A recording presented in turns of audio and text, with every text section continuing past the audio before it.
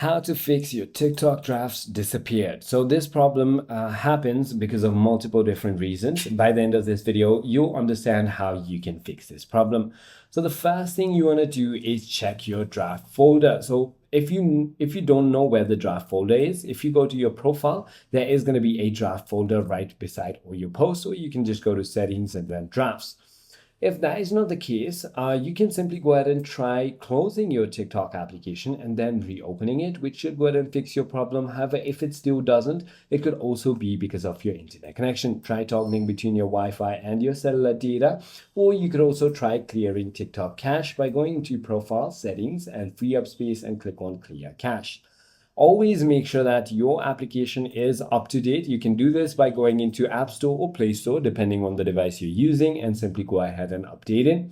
Always try restarting your phone or even logging out and logging back in. If none of it works, you can simply go ahead into the settings, privacy, and then report a problem. Simply contact TikTok support.